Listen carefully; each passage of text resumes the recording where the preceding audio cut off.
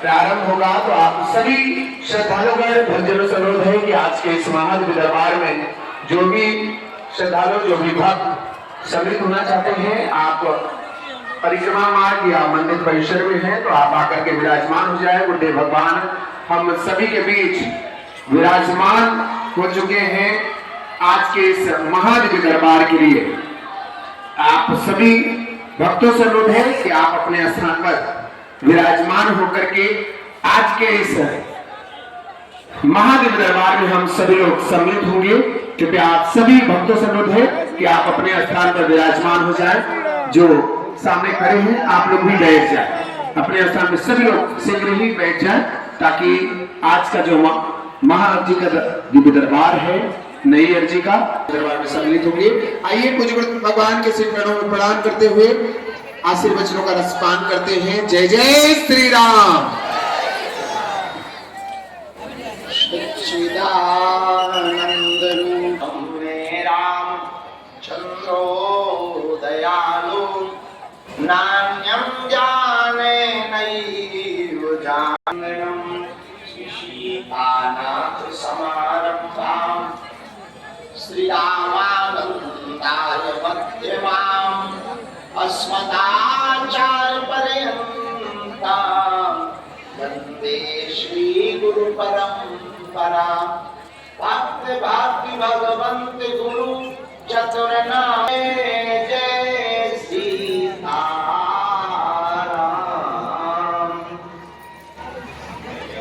2 minute कीर्तन गा लो भैया। सीताराम हनुमान सीताराम हनुमान सीताराम सीताराम हनुमान।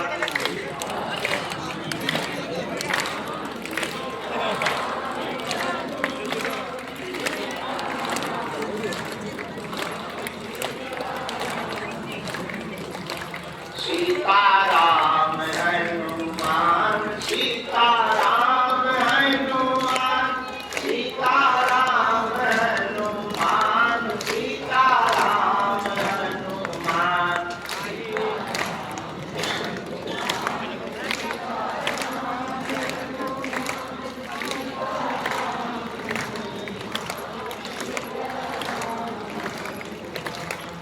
अब तो दया करो राम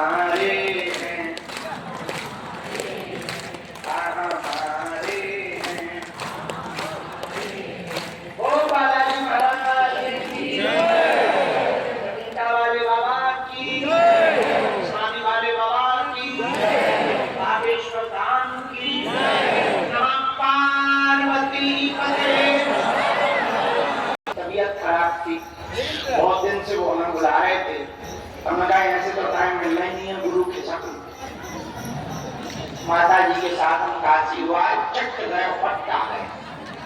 विश्वनाथ जी के भी दर्शन करे आए, गंगा मैया को भी प्रणाम करे आए, सबकी अर्जी लगाए आए, सबका भला करना विश्वनाथ जी, कोई अनाथ ना रहे पृथ्वी। और वापस भी आ गए। कल शनिवार है, भूतों का दर्शन, आज शुक्रवार है, दिव्य दरबार, परसों रविवार छुट्टी,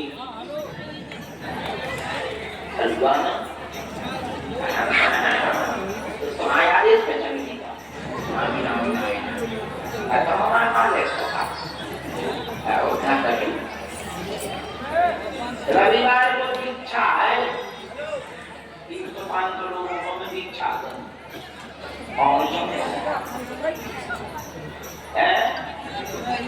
गुरु शिष्य मिलन समारोह कब होगा, कब होगा, कब होगा, पूछेंगे गुरु जी से, हम मुझसे पूछेंगे, जल्दी होगा, तो चाय की खुशबू आ रही है।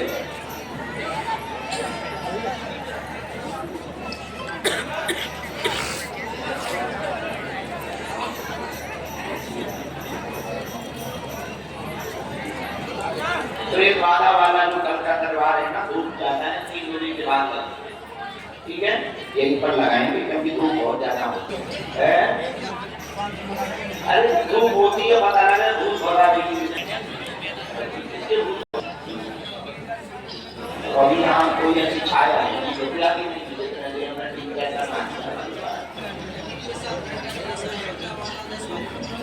तो क्या होता तो हम इसमें लगा देंगे, यहाँ लगा जाता है ना, मजा आता है।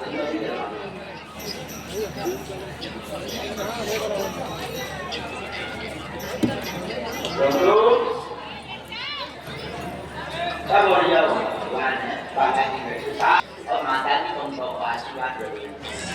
हाँ बस दीक्षा लेनी वहाँ कार्यालय में तुम अपना को करवा लो।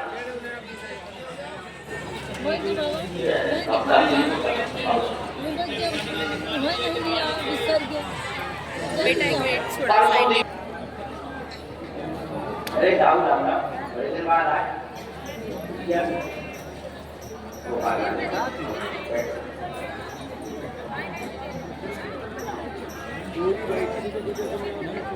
गोविंद चले आते हैं,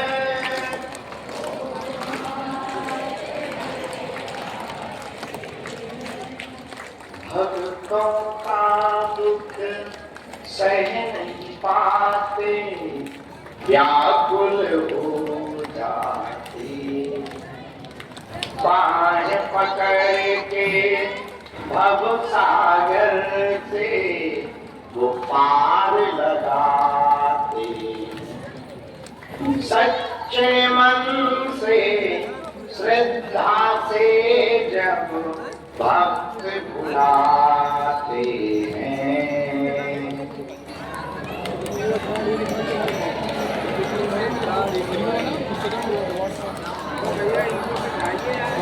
अरे तुमसे गाते नहीं बनता है हमारे जैसा भाव। गोविंद चले आते हैं, गोपाल चले आते हैं,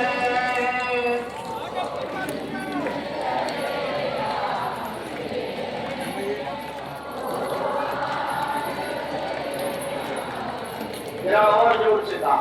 गोविंद चले आते हैं, गोपाल चले आते हैं।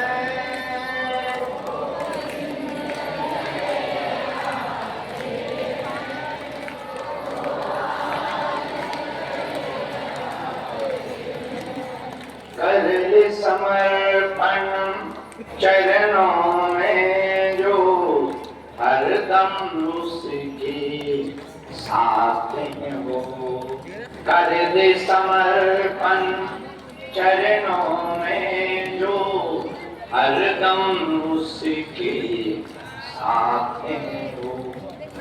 भक्त कभी जब संकट में हो, बाण पकड़ के चलते हैं वो।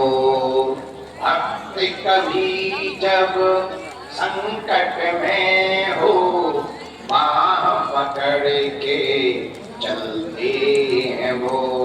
ध्रुव प्रहलाद यदि गजराज, ध्रुव प्रहलाद यदि गजराज कहीं गिर जाते हैं।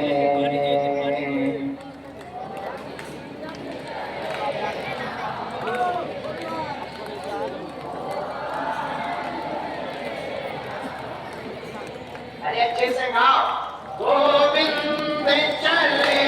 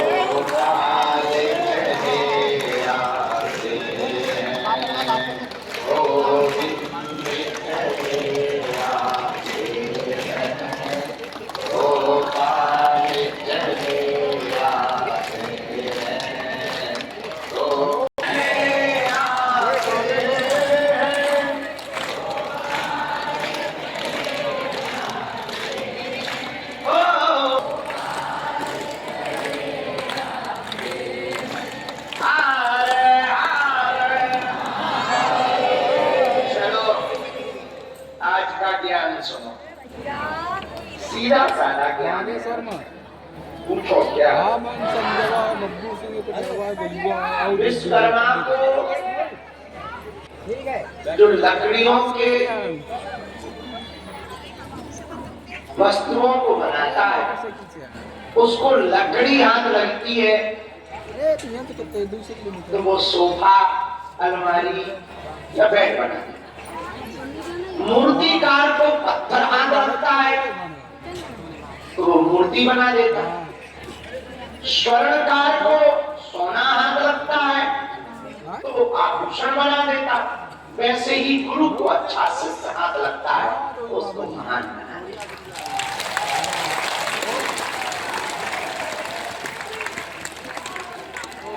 सोना सोना ही रहेगा, लेकिन सोना तब तक नहीं पहना जा सकता जब तक उसका आभूषण न बना दे। बोलो हाँ या ना?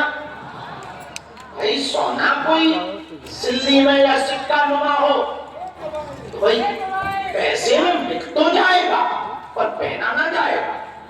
सोना तभी पहनने के काम आता है जब उसका कोई आभूषण बने। पत्थर तभी पूजा जाता है जब वो मूर्ति बन जाए। लकड़ी तभी उपयोगी है जब उसकी कोई वस्तु बन जाए। उसी प्रकार मनुष्य भी तभी पूजनीय बनता है जब कोई श्रेष्ठ गुरु के हाथ। जीवात्मा महात्मा हो सकती है पर कोई अच्छा गुरु के हाथ लग जाए। नरेंद्र नाम के बालक को परमहंस स्वामी रामकृष्ण मिल गए तो विवेकानंद बना दिया।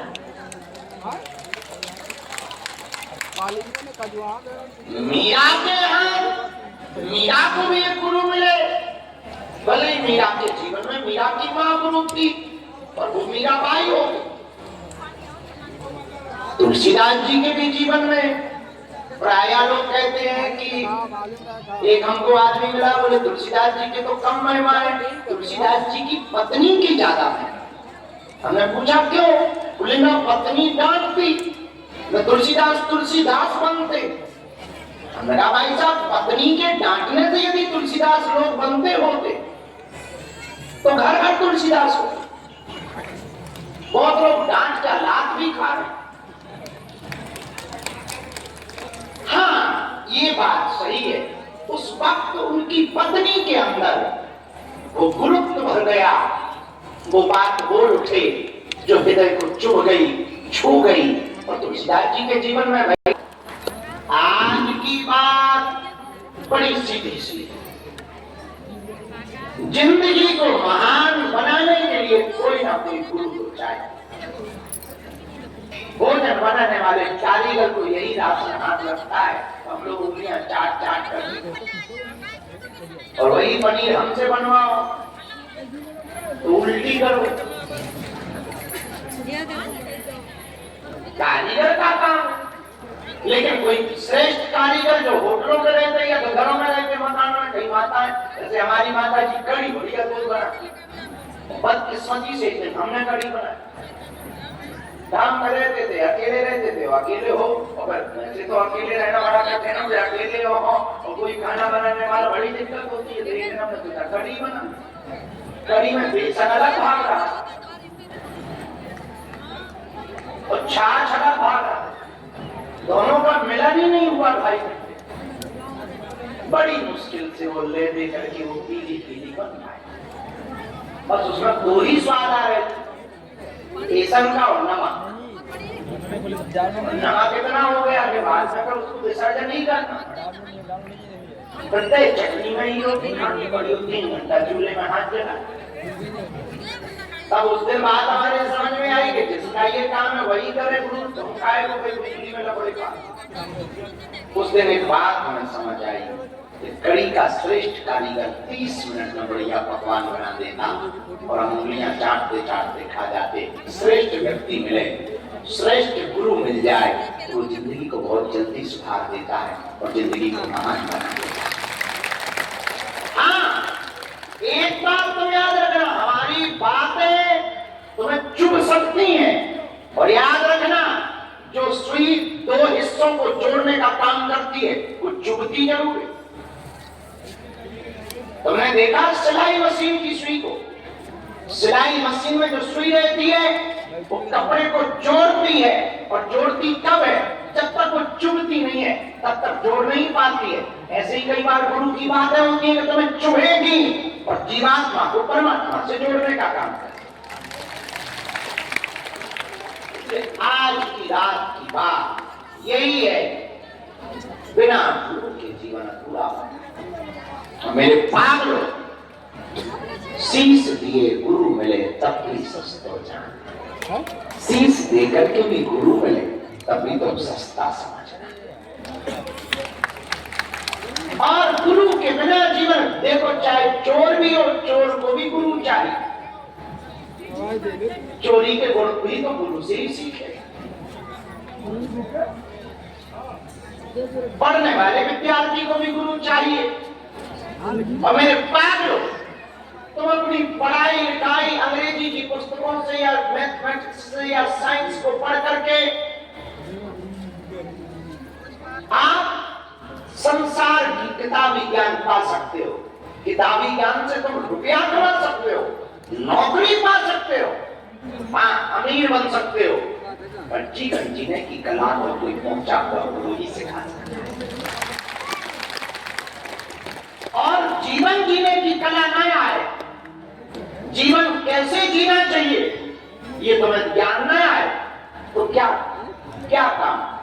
हमसे भारत में यदि कहा जाए तो हम भारत की सरकार को एक प्रार्थना करना चाहेंगे। भारत की सरकार से हमारी प्रार्थना है कि वर्तमान में जितने भी ऑनलाइन गेम के ऐप हैं, यदि उन्हें बंद कर दिया जाए तो बहुत से घर बर्बाद होंगे।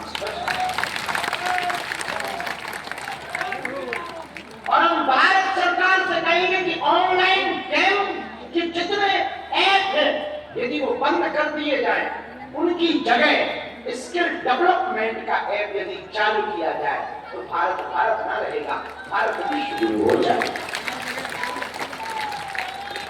लेकिन हमारा भारत भी बड़ा गजब, यहाँ दारू सस्ती है, दवा महंगी। बड़ा गजब भारत है हमारा, अद्भुत भारत। तुमने देखा नहीं, यहाँ किताबें और अच्छी पढ़ाई प्राइवेट स्कूलों में, अच्छी पढ़ाई तो प्राइवेट स्कूलों में, और अब कहेंगे तो किसी को बुरा लगे और पेट बैठ भी नहीं पा रहा। भूले बिना भी नहीं रहा जा, और किसी को बुरा भी लग जाएगा तो बुरा लग जाए, ये सोचने के लिए कोई बाबा नहीं, इसलिए जो कहना चाहिए वो कह देना चाहिए। हम भारत से, भारत की सरकार से भगवान जी को बुला रहा है ना, आप अपने बच्चों भारत के लोगों को किताब ज्ञान, आर्टिफिशियल इंटेलिजेंस, एआई का ज्ञान, चैट जीपीटी का ज्ञान, गूगल का ज्ञान जितना चाहे,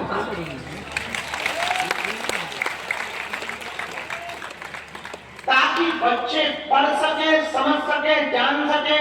आज हम जब काशी गए तो हमें बड़ा दुख हुआ कि वहां के बहुत से संस्कृत विद्यालय बंद होने की कगार पर, बड़ी हालत खराब। तो गजब का भारत है। भारत में गधे पूजे जाते, घोड़े पीटे जाते, गजब का भारत। भारत की मत पूछो, तुम लोगों से भी कहेंगे, तुम लोग भी गजब हैं। पत्थर के नंदी को तुम पूछते हो, असली नंदी को लठ से पीटो। क्या गजब के, पत्थर के नंदी के कान में मन्नत मांगो, देखो तो पत्थर के नंदी के कान में तुम मन्नत मांगते हो, असली नंदी को तुम पीट पीट करके गाड़ी चढ़ा रहे हो। गजब के हो तुम लोग। गणेश जी का मान चूहा है, पत्थर का चूहा पल रहा, असली चूहा के लिए तुम गोलियां लगाते। गजब के हो तुम, बहुत गजब के आदमी हो। बाहर के फ्रेंड खोज रहे हो, सोशल मीडिया पर मित्रता खोज रहे हो, घर की मित्रता खत्म कर। गजब के हो, क्या गजब का जमाना आ गया। हम एक दिन बड़ा हंस रहे थे कि क्या गजब का जमाना आ गया। किसी से कहो तो हमारे पास वक्त पूजा लो, धाम पर सेवा करो, तो हमने टाइम नहीं। क्या गजब के आदमी, इतना टाइम था एक जमाने में आदमी के पास के वो सब कुछ कर लेता था। आजकल सब कुछ फास्ट हो गया, फिर भी आदमी के पास टाइम नहीं है। पहले आदमी मैसेज भी भेजता था तो 1 महीने में चिट्ठी वापस आती थी, फिर टाइम। यात्रा पर जाता था तो चलने में महीनों लग जाते थे उसको पहुंचने, लेकिन फिर भी टाइम। जो यात्रा पहले महीनों में होती थी अब वो मिनटों में हो रही, लेकिन उस वक्त आदमी के पास टाइम था, आज टाइम नहीं। गजब है। आज क्या घर में रहने वाले बच्चे और पति और पत्नी और मित्र एक कमरे के अंदर रहते हैं, महीनों बात नहीं होती है, जितनी बातें हो रही सब इंस्टाग्राम व्हाट्सएप पे। गजब है। हम एक प्रार्थना करना चाहेंगे, यदि हमारी बात को भारत समझे तो हम प्रार्थना करना चाहेंगे, अपने बच्चों को तुम पढ़ाई खूब पढ़ाओ, और जीवन कैसे जीना चाहिए ये शिक्षा जरूर देकर के जाओ। अगर तुम्हारी बेटी को, तुम्हारे बेटों को जीना नहीं आया तो जीवन कैसे जीना है। तो तुम्हारे बच्चे बाद में बुरा ना मानना, आने वाली पीढ़ी यदि जीवन जीना नहीं सीखेगी तो आत्महत्या करेगी, डिप्रेशन में जाएगी। और लिख करके ले लो, आज से 20 साल बाद देश में ऑटिज्म के बच्चे बहुत ज्यादा पैदा होंगे, मंदबुद्धि से शिकार बच्चे बहुत ज्यादा पैदा होंगे, अथवा ब्रेन जिनका बहुत कम काम करेगा ऐसे बच्चे बहुत ज्यादा पैदा होंगे। यदि आज ही तुमने अपने संस्कार में बदलाव नहीं किया, ब्रेन को डेवलप करने के लिए भारत में उपाय होने चाहिए, माइंड को डिटॉक्स करने के लिए भारत में उपाय होने चाहिए। बॉडी डिटॉक्स से ज्यादा वर्तमान में ब्रेन डिटॉक्स की आवश्यकता है। दिमाग डिटॉक्स रहेगा तो बॉडी डिटॉक्स काम करेगी। उसके लिए एकमात्र हमारे पास उपाय है, यदि तुम लेना चाहो तो ले, वरना हमारा क्या तुम्हें पता है 1 महीने के लिए हम छोड़ छाड़ के जाए मैं हलवा जाए